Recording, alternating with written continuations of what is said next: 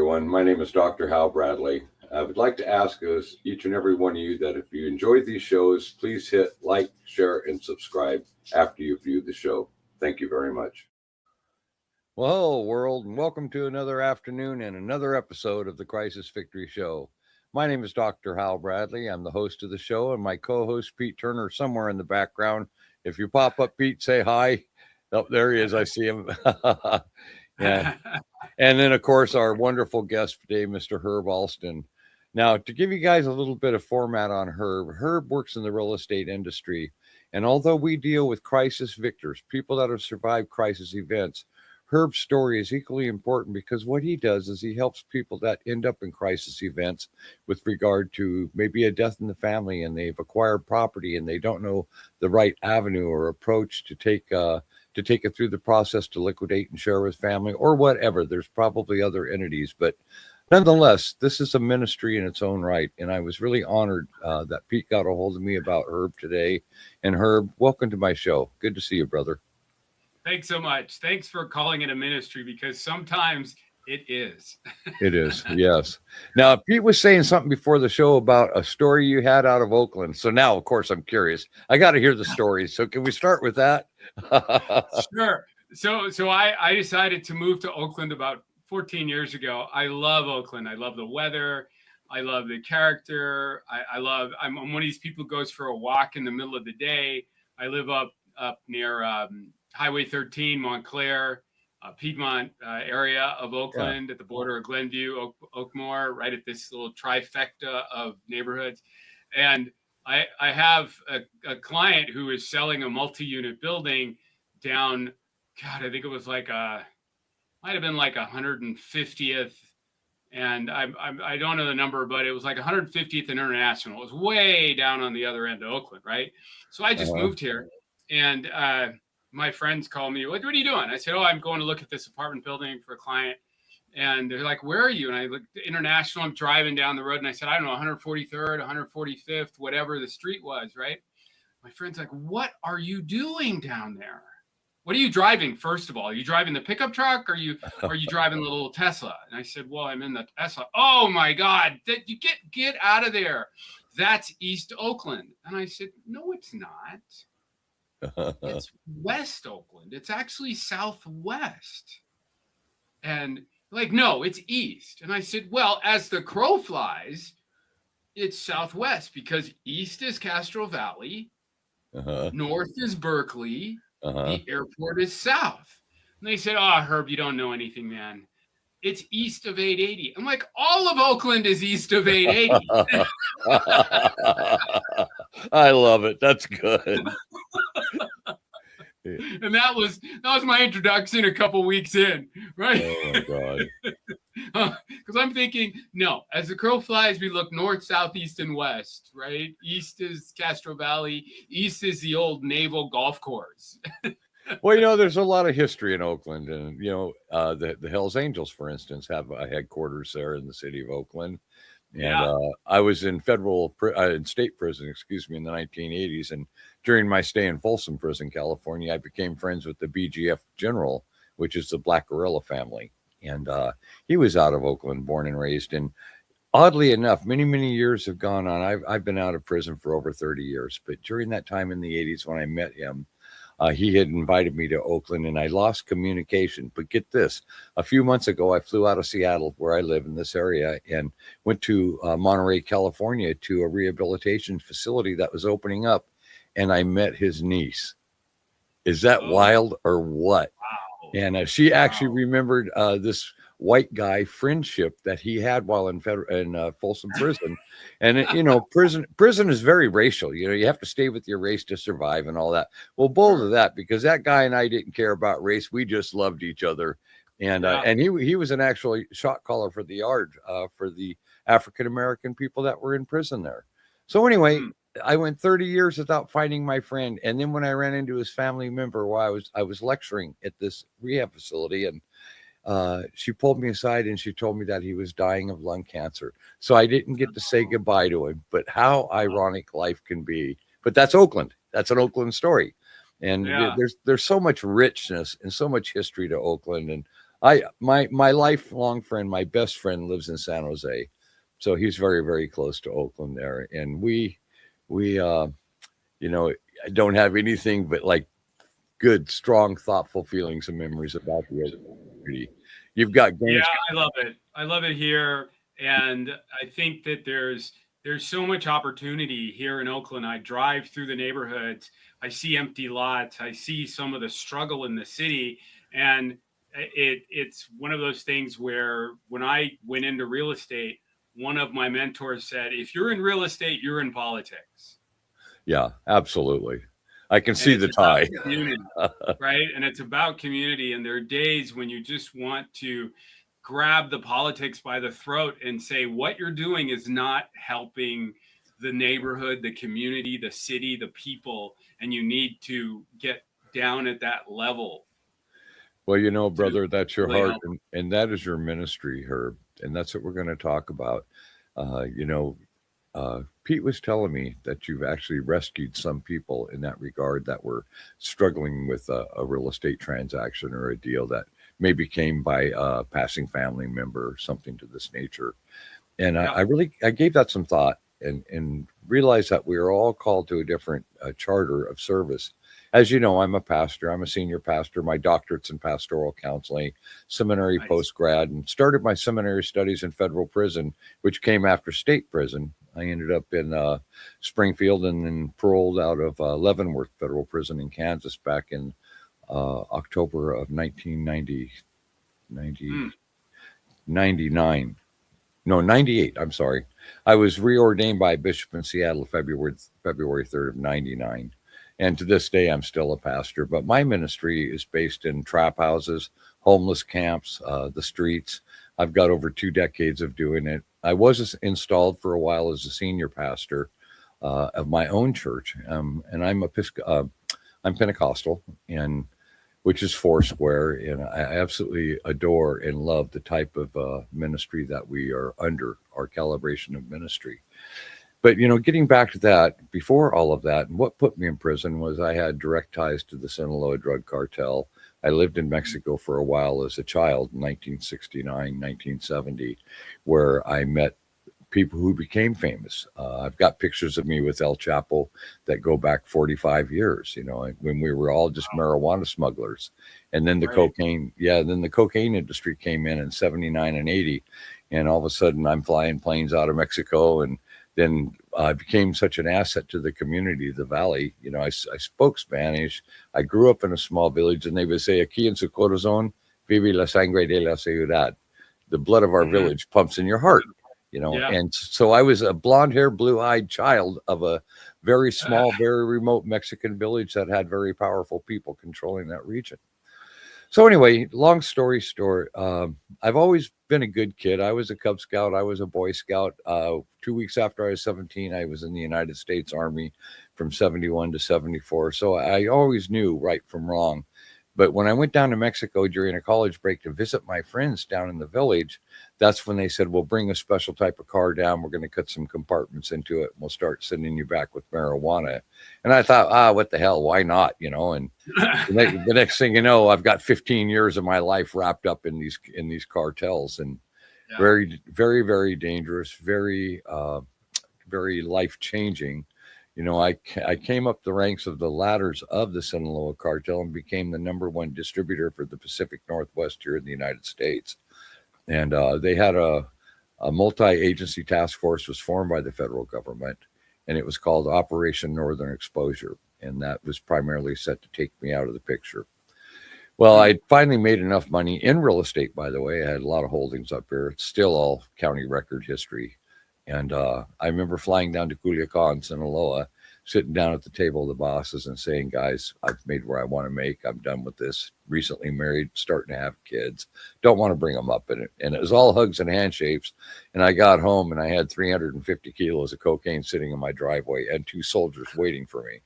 Oh, And no. those are standard loads for me. That's nothing exorbitant. A third of a ton was pretty easy for me to move at those days. But Right. what I did, because I had underboss status, I had the ability to turn the loads and the soldiers the hell out of there. I told them we were heated up federally and get out of here with it. And the following day, I walked in the U.S. Attorney's office and said, "I'm Hal Bradley," and they just went into shock, because here the primary target just walked in on his own free will. Because sometimes when we make a decision, whether it's life threatening to ourselves or not, Herb, we have to think about the people that we love, the people that are in our community, and we have to think about the payback. And I've never believed in saying, "Well, I'm sorry." I think that we need to show we're sorry. I ended up going to prison. I only did 8 years because of the enormous amount of work we did when I came in undercover. I've operated in a lot of different countries. I went to prison and I was sentenced to 8 years. And about 4 years into it, I get a called to the warden's office. I'm standing there with two State Department officials, and they said, "How'd you like to become a contractor for the Department of Justice?" And I walked out of prison the next day. So I spent 17 years undercover. But Herb, what's funny when we talk about, yeah, and these are in different countries. I've been kidnapped. I've been captured and taken prisoner. I've gone through things you can't even imagine. And we're not going to get into it because the show is really about you. But what I'm doing is giving you a ministry foundation. And all of those experiences would not have manifested me into the minister, the pastor, the hospice chaplain that I am today. And I'm in my 26th year now of being ordained and in ministry. And during that 17-year cycle of where I was jumping off on missions, I was pastoring a church. I was working in the church community, outreach services, and I'd be preparing sermons on a Wednesday night for a Sunday morning, service. And the phone would ring and say, "Pack a bag, you're on your way to Bolivia tomorrow." These kind of things. Yeah, and I lived 17 years of that. In 2018, I retired. I finally, I just barely got out of Sonora, Mexico alive. I crossed the border, sat down and got debriefed. And the following morning, I said, "Guys, I'm done with this." I was 65. And yeah, that's really old to be in that type of a work and have survived a life expectancy of under 5 years and made it 17. So tell me God wasn't in control of that whole thing. But the important thing is when I work in my I have a question. Yes, go ahead. Of course. So when we're little kids, we have a sense of right and wrong. We have a sense of purpose, right? Yes. There's a beginning, voice. Yes. Yeah. Did that voice ever talk to you? Brother, that voice talked to me every single day that I was involved in that evil and criminal world. I mean, I saw things being done to people. I was involved in things I'm not going to go into, but to this day, the scars stay with me. And, like I told you, brother, I couldn't say I'm sorry I moved tons and tons of cocaine in this part of the world. I destroyed tens of thousands of lives. And Sure. you better believe that hung with me.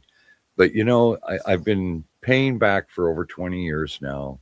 And I'm grateful to God for that. And even when I left the agencies and all of that, I had calls coming in from federal agents for weeks saying, "You paid your debt, brother. Feel good about your life. You're a pastor. That's who you really are." And Sure. and my world, Herb, is a world of people that are they're homeless, they're destitute, they're addicted, they're surviving rape victims or beating victims, or many, many things. And it's exactly where I fit. It's exactly where I belong. And like you in your real estate ministry, you have found where you belong. That is your calling. And based on what Pete shared, and that's why today I was so excited about you and I being on the show together, because I want to hear that slant. I've never had a guest in over 60 episodes. I've never had anybody that had a ministry of real estate that helped people in their time of confusion and need. So just kudos to you, brother. I mean, that's your calling. That is your calling. Thanks. So many times my mom used to say to me, "So today, were you a financial advisor, a real estate agent, or a therapist?" Exactly. Because a lot of times that's what we do. There's so many stories in real estate, and the funny stories are, a hilarious one was, I had sold this couple a house, and they needed a place. Obviously, they just had a baby, and I've been working with them for years and knowing them after selling the house. And one day I ran into the husband and I said, "How you doing? And how's the wife? How's the kid?" He goes, "They're all good. We're not doing so great. I'm on the couch." I said, okay.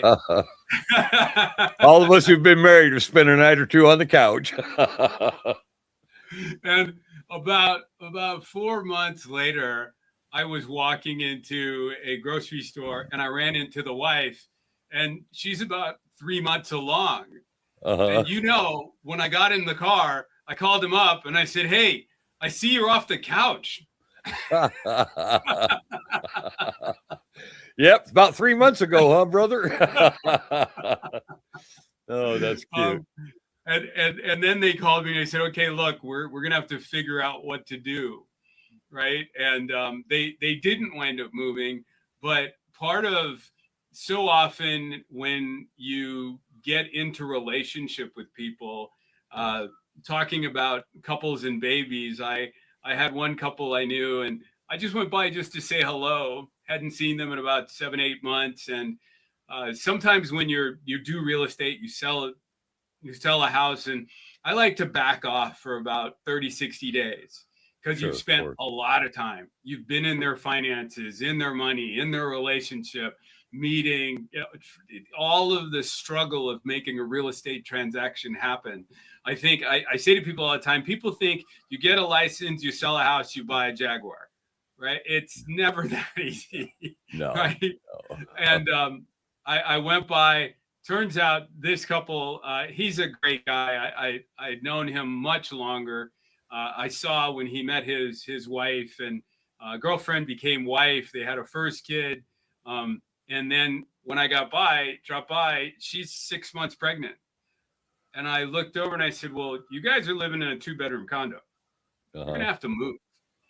And so it became a conversation. I left. The next day he calls me and he said, I want to tell you something. I murdered the new house idea 2 weeks ago. And you walked in the door, and 5 minutes later, it's resurrected. Yeah. The house of Lazarus. Too funny. And next thing you know, 2 months later, we are in contract. We're doing our deal. We close escrow 3 days before she is due. Wow. And the seller is this amazing guy who I'm still good friends with today. We were closing, and one of the things you never do in transaction is let a buyer move in before escrow closes, right? Yeah. But the money was already in escrow. I called them up and I said, she's due on Tuesday. Yeah. Would it be okay if we just had the movers move everything into the house, and they'll move in next week because most likely they're going to be in the hospital on Monday. Yeah. Yeah. And he calls me up and he says, they can move in. It's fine. Yeah. That's wonderful. And so you get to really know people. And then they now have 3 boys that are now teenagers, and just the impact you make on that friendship and relationship. I have one couple I know, whenever I'd come by, their son, she called me later and she said, are we moving? Yeah. And son said to the mother calls me up and she says, Trevor called me and walks in and says, are we moving? And she told him, no, we're not moving. She says, oh, Herb was here. Yeah. I put that together. Hey, Herb, how long have you been in the real estate industry?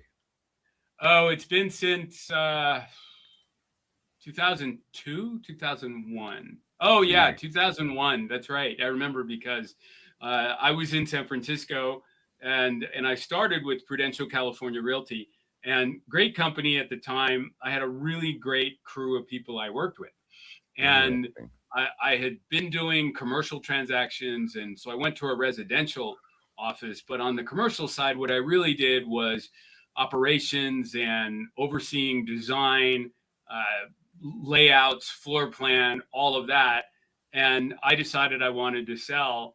And so I walked into this office with 5 great agents that were really smart women that all said, hey, look, I'm going to show you how to do this. And wonderful. It was such a great experience. And one of the women that I worked with, Betty, she had open houses every weekend. So at 7 a.m. in the morning, I'm putting out open house signs. And Wonderful. I still do that today, but putting 15, 20 signs out in the Sunset, the Inner Richmond, the different neighborhoods of San Francisco. And she would call me at 7:30 and say, Herb, I don't see any signs out. Where are you? And I said, well, I'm on this side. Oh, okay. So, and then she would drive around. She'd say, oh, okay, they're out. But one of the things and why I do that is because what do people do at 7:30 in the morning? They go for a walk. They're out They take walking. the dog out. Absolutely. Right? They're going out to exercise. They're going to the grocery store. And I want them to see my sign first off. Yeah, I like that. I like that. Because they know that I'm the agent that's listing and selling a house. And I'm already out there early in the morning getting the information out. And it's one of those things that I tell realtors, young realtors, look, this is free advertising. Absolutely. A lot of times people see your sign, that's your name. Well, and that would motivate me, Herb.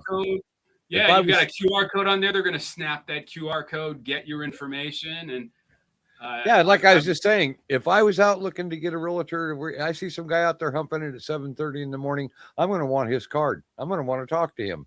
That's a motivated person. And that's a brilliant tactic to use. And to you, it's not manipulative. It's just what you do. That's who you are. I love that. I used to time it. I time it to the NPR crossword puzzle. It's hilarious. I time it so that right at the end, I'm done by 7:40 because the NPR crossword puzzle starts at 7:40. And if I'm still putting out signs, it means I started late. Yeah. I love that. We all have a discipline, my friend.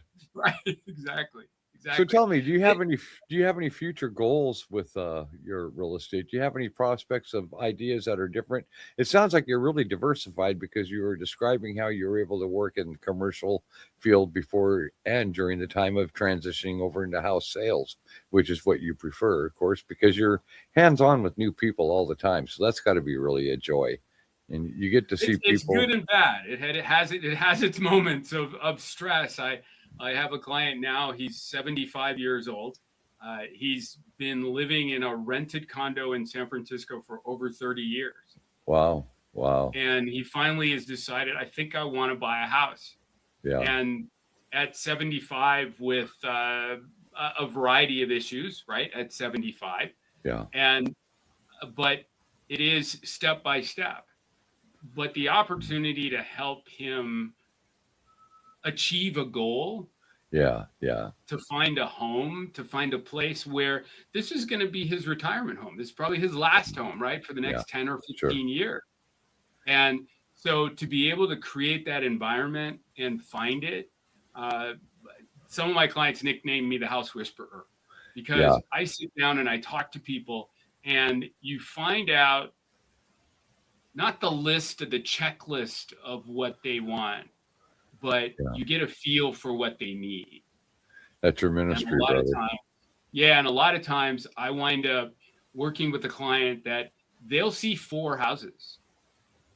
And part of that is because I feel that my role is to go out and see 60 houses and come back and say, hey, I've got 3 houses for you that you should see. Based on what we've talked about, based on what you need and want and have outlined and what I see of who you are as people. Interesting. I've got 3 homes for you. And I've had clients who will get to one, they'll get to a second and call me and say, hey, we found the house. And I said, did you see all 3? No. Okay, go see the 3rd house. Yeah. But this is go see the 3rd house. Have they ever taken the other house? So what happens is they go and see the 3rd house and then they come back and they go, okay, so I know why you wanted us to see the 3rd house. And part of that is because I live in the San Francisco Bay Area, right? Where real estate is a sport. Yeah. And there's stuff coming. I bet it is there. I bet it's crazy there. Oh my God. Yeah, they've got stuff popping in their email. There's Redfin, there's Zillow, there's all this other stuff. And then there's there's their peanut gallery that's telling them this is the kind of house you should have, right? Yeah. And a lot of times it's really sitting down with them and getting them to focus. And then they say, okay, we see why you wanted us to see this 3rd house, because we would probably get it in our feed, and we'd wonder about it, and wonder, oh, did we make the decision too quickly? And invariably, they go to that house and say, okay, we understand why that was not the right house, and we're glad we saw it. You know what I get out of this is a lot of people want to make a sale to make a commission. And what I'm hearing from you, Herb, is as you get involved in doing production and producing houses for your clients to take a choice from or whatever, you're taking their feelings and their passion, if you will, because they're going to be there for a long, long time. So it's more to you than just making a quick paycheck. You have an interest in the people. And again, that's ministry. When we become servants, we become servants for their needs, not ours. God provides our needs according to his riches and glory. It's never about you or me or any of that. But what he does is by example through us, people see that and they see that love. And that's what I felt from that statement. And thank you for sharing that. Yeah, a lot of times it's I work with new agents who come into the firm. I'm at Coldwell Banker. I've been at Coldwell Banker for 17 years and love the company, love the environment. And when I came to Coldwell Banker, because everybody thinks, oh, it's this big corporate entity. It is, but one of my colleagues, Betty, who was one of the people I met with, had said, look, this is just one little community, one little family in this office. There's another family in that office. It's a big giant community, but every time I go to work in a different office, because I might have clients in San Jose or Walnut Creek or Napa, right. I'll go into that office and it's a little family. And one of the things I tell newer agents when I meet them is, remember, you're the last person to get paid in this transaction. Yes, of course. So the commission really should not be your focus, because the inspector gets paid, the stager gets paid, the roofer doing the inspection, the home inspector, the appraiser, the title company, the home warranty, everybody gets paid, and then you get a check. Yeah, interesting.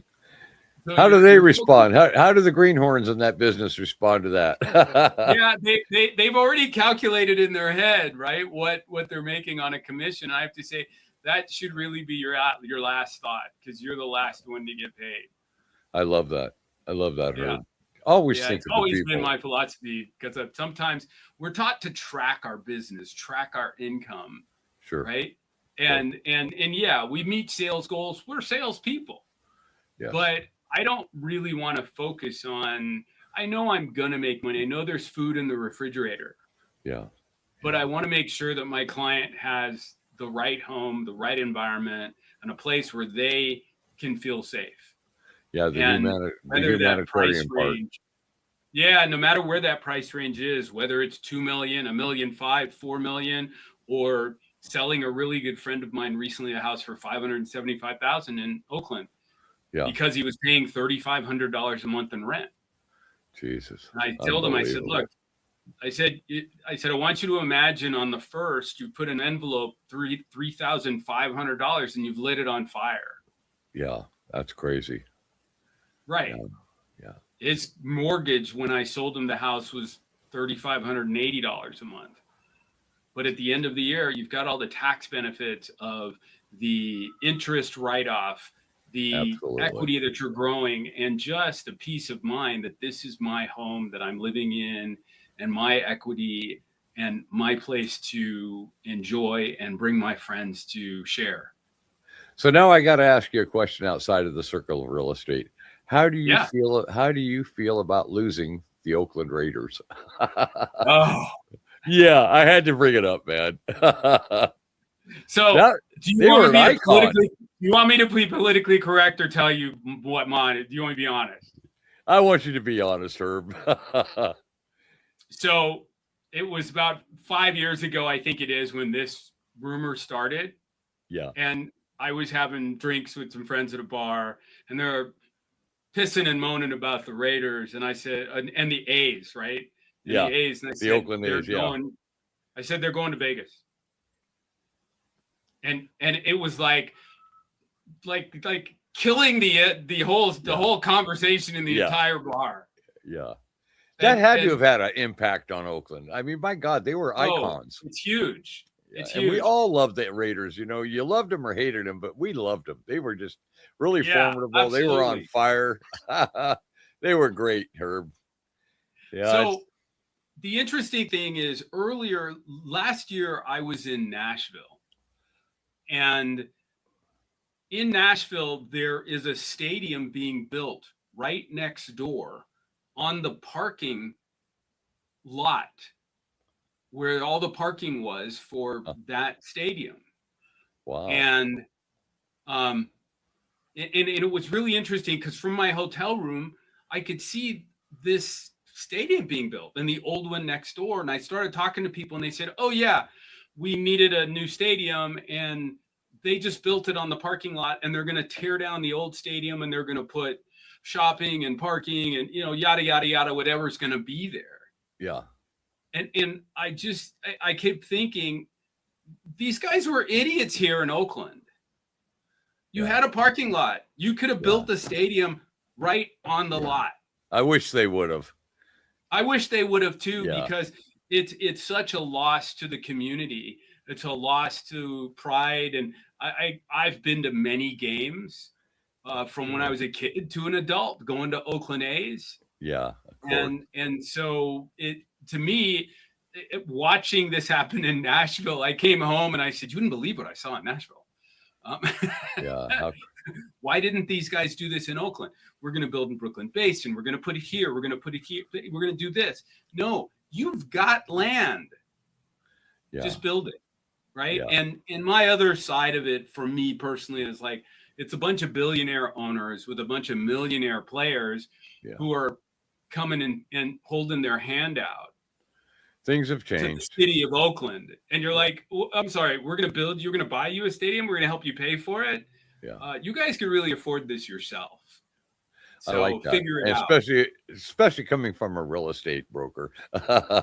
Listen, Herb, we're going to be wrapping up here in a few minutes. If you've got any closing story that you'd like to add to the show before we depart, I would really love to hear it. And before I get off the air and let you take the rest of this, I want to thank you very much for not only coming on the show, but I love your energy. I love your approach to humanity. I love that you take people and their feelings into serious consideration when you're out there helping them make one of the biggest decisions in their life. And I just want to commend you for that, because that's your heart. And that's what we need to be to all people. It's not about chasing the dollar, brother. It's about making memories that are going to be good. And look at, you've gained all these friendships that are now long-term in your life. And I just really appreciate that. And I appreciate your coming on my show today to share that. So I'm going to let you close us out. And it's never always perfect, because things fall by the wayside. People fall by, you get busy. And so I'm not perfect. I've made my mistakes along the way. The best story I could tell you is about, I don't know, it's about 15, 18 years ago. I get this call from a woman, and she calls me and she says, Mr. Alston. And I'm like, oh my gosh, I got to be in trouble now. Yeah. My great grandmother came to the United States from Bluefields, Nicaragua. And she called me and she says, are you Lily Mae Burton's great grandson? And I said, yes, I am. Now, my great grandmother had passed at least 15 years prior, right? She passed at 2 months before she turned 100. And she started in about, oh my gosh, I can't believe it. I used to see you boys when you ran around the church, and she on and on and on. Well, turns out she knew my great grandmother, when she came to the United States and brought my mother here and all that. But she had a handful of properties that needed management. Wow. And so I went over to meet her. I think she had to be in her 80s by then, right? And so I managed her properties. And every time I went to the house, it was like, Miss Hambrick, this is what's going on. We got a new tenant here, blah, blah, blah, right? Yeah. And then she'd reach into her purse to hand me money. Yeah. The old school way. Right. The old school way, right? Yeah. And I'd say, no, that's okay. I'm good. It's my pleasure to help you. This is my great grandmother, just sending some love from up above to me. And for Wow. years, I managed her properties. I never charged her, but it was just something I wanted to do. And when she passed away, I sent a note to the family. And a couple months later, the daughters called me. One of the daughters called me and said, "We know that you helped our mother out for years. And we also know that you never charged her Yeah. for anything. You just took care of it. And we really appreciate it." I think we get these opportunities in life where the universe, God, spirit, whatever, Yeah. just opens an opportunity for us to share our being, our knowledge, our presence, and our love for our Yes. fellow And humans. our love. Yeah. And that's what it was for me. Later, I wound up selling all the properties in the portfolio of the family. Yeah. Late years later, as they started to transition the trust. How But it things was come around. more, right. But it was more about making sure that this person was taken care of, because the last thing I wanted, and I've seen it, where older people get taken advantage of. Yeah. And my goal and my opportunity at that time was really to show the love of real estate, the love of the community, and how to take care of our family. Well, listen, Herb, I want to thank you again for being on my show today. I send you my love, my blessings to you and your beautiful family. I want to hear more about you in the future. Maybe we'll get back on another show a few years from now, and we can talk about some of the more recent things that you've been able to help people with. Because, people going to real estate agents, that's real scary for a lot of people. They don't know if they can trust that person or not, where their interests are. But hopefully today, somebody will see this show and they will go, that would be the real estate agent I want to represent my family in our biggest decision in our life. So, brother, you take care of yourself. God bless you. And thank you again, Herb. Nice to meet you, brother. Thanks for having me on. I can't wait to hear more about your story. Okay, folks. Well, that wraps up another episode today. And I'd like to take this moment to thank each and every one of you for taking your time to catch our show. Now, if you like these shows, I would ask that you would please hit like, share, and subscribe. It's so important to us that we get these messages out, and we understand that these are graphic, almost toxic interviews. But, this is the kind of impact that we feel is needed in order to make sure that people understand the significance of the problems that we are confronted within our own country and around the globe. So I'm going to say at this time that I love you all. God bless you all. Hasta luego, y vaya con Dios, and go Victors.